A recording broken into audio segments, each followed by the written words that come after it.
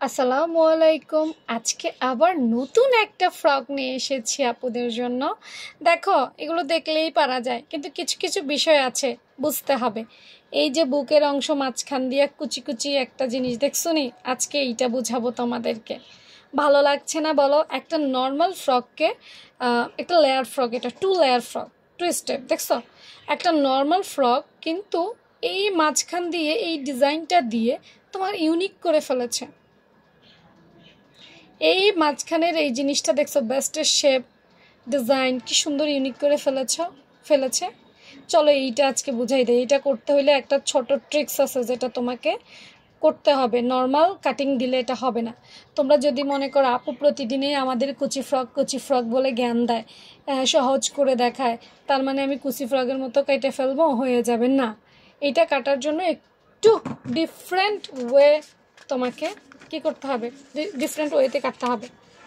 তো ডিফারেন্ট ওয়েটা কি, চলো আমি আজকে দেখে, আজকে নিচের পার্টটা দেখাবো না, শুধু উপরের পার্টটাই দেখাবো। আচ্ছা, এটা মনে করো ফ্রন্ট পার্ট। এটা কিন্তু সামনের এবং ব্যাক পার্ট দুইটা আলাদা আলাদা কাটতে হইব।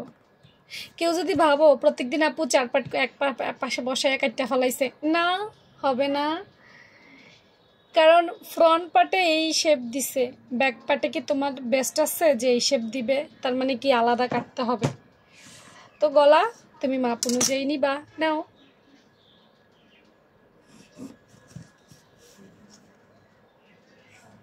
গলা কি এরকম ছিল না?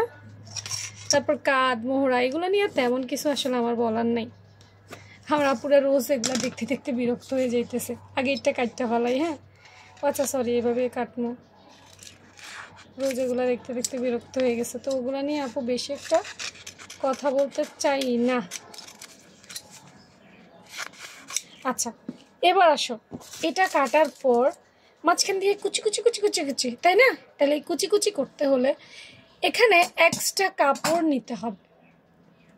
এই যে লম্বা দেখতে পাচ্ছ, মনে করো তুমি আগে 14 ইঞ্চি নিতা বা 15 ইঞ্চি, আই ডোন্ট নো, যতটুকু নিতা তার চাইতে 1 ইঞ্চি কাপড় বেশি নিতে হবে এই লম্বায়। উপরের পার্ট মনে করো আগে তোমার উপরের পার্টটা এখানে হইতো, এখন উপরের পার্টটা একটু বেশি নিতে হবে, কারণ কুচি দিলে এই জায়গা ছোট হয়ে যাবে।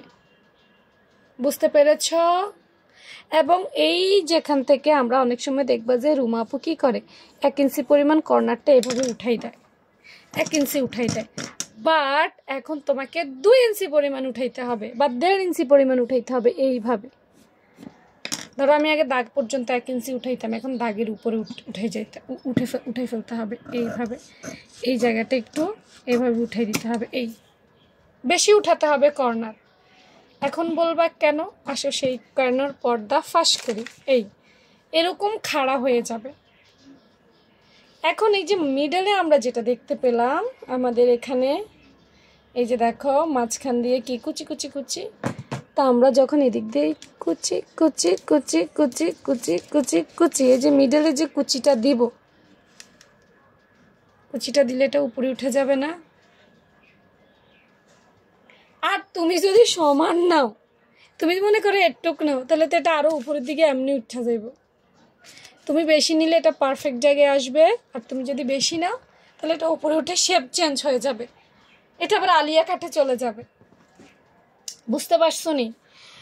এই মাঝখানের এই শেপটার জন্য, এই কুচি কুচির জন্য আমাদেরকে এখানে একটু এই লম্বা একটু বাড়াই নিতে হবে, যাতে কুচি দেওয়ার মাঝখানে ছোট ছোট কুচি দেওয়ার পর আমাদের এটা সঠিক জায়গায় যায়।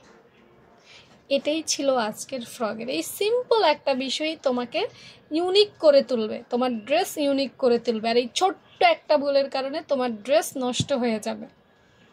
তো ভালো থেকো সবাই, আল্লাহ হাফেজ।